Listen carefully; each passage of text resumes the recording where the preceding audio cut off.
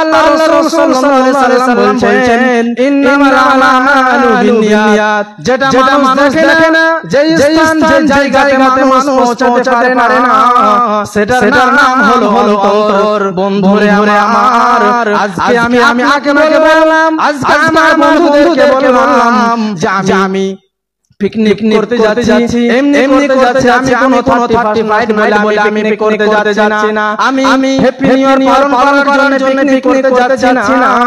কিন্তু বন্ধুরে আমার, আপনার এই অন্তরের মধ্যে ভাবনা রয়েছে, এই অন্তরের মধ্যে ভেবে নিয়েছেন যে আমি ওই উদ্দেশ্যে আমি পিকনিক করতে যাচ্ছি।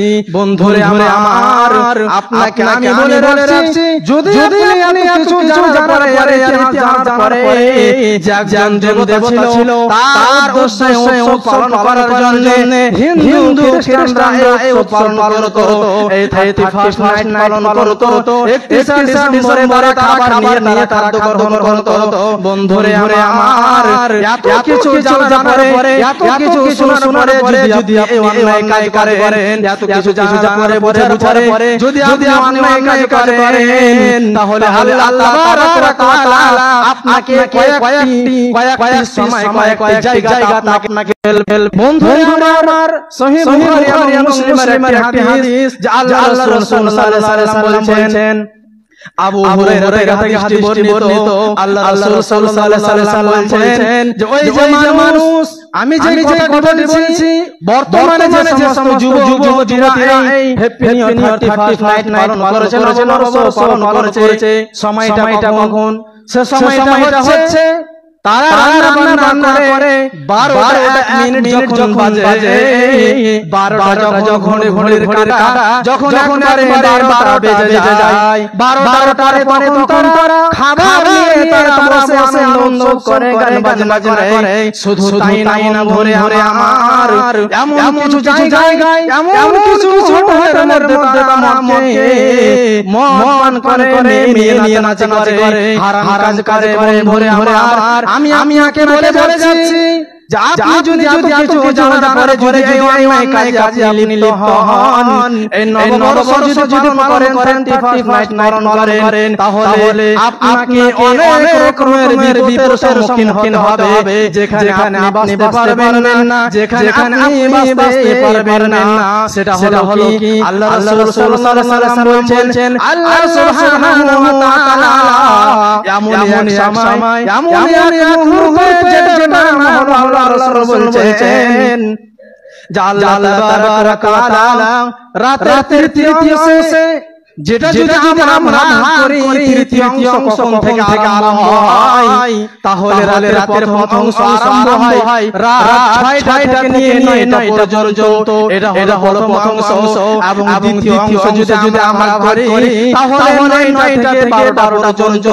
এবং তৃতীয় অংশ যেখানে চালু হয়, সেটা হলো রাত 12টার সময় থেকে। বন্ধুরে আমার, আল্লাহর রাসূল জনাবে মুহাম্মদুর রাসূলুল্লাহ সাল্লাল্লাহু আলাইহি ওয়াসাল্লাম বলেছেন, আল্লাহ সুবহানাহু ওয়া তাআলা এই তৃতীয় আকাশ থেকে নেমে পৃথিবীর আকাশ, যেটা সপ্তম আকাশ বলে আমরা জানি, এই আকাশের মধ্যে আল্লাহ সুবহানাহু ওয়া তাআলা এসে বান্দাদেরকে ডেকে বলেন, আল্লাহ সুবহানাহু ওয়া তাআলা আরশ আজিম থেকে নেমে এসে প্রথম আকাশে চলে আসেন, এবং ওই রাত 12টার সময় আল্লাহ তাআলা বলেন, ওরে মেরেরা, ওরে আমার পাপিষ্ঠ বান্দারা, আমি আল্লাহ পাক রব্বুল আলামিন আরশ আজিম থেকে নেমে আমি সপ্তম আকাশে চলে এসেছি, আমি দুনিয়ার আকাশে চলে এসেছি, আমি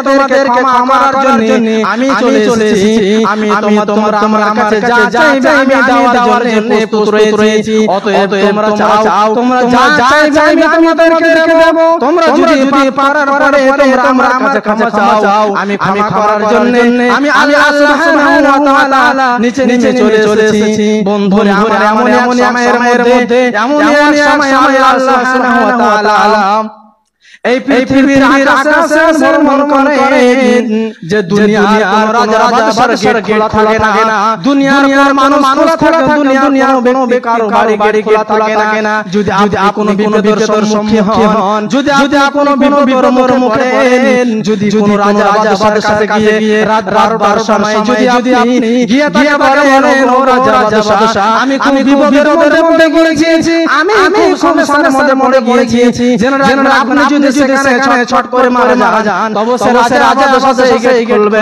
না। কিন্তু মহান আল্লাহ পাক আলামিন দেখেন কত দয়ালু, ওই সময় যে সময় পৃথিবীর কোনো মানুষ জাগ্রত থাকে না, পৃথিবীর কোনো মানুষ জেগে থাকে না, ওই সময়টা আল্লাহ সুবহানাহু ওয়া তাআলা বান্দাদেরকে ডেকে বলেন ওরে আদমের ছেলেরা, ওরে আমার পাচার বান্দারা, আমি তোমাদেরকে ক্ষমা করে দেওয়ার জন্য আমি চলে এসেছি।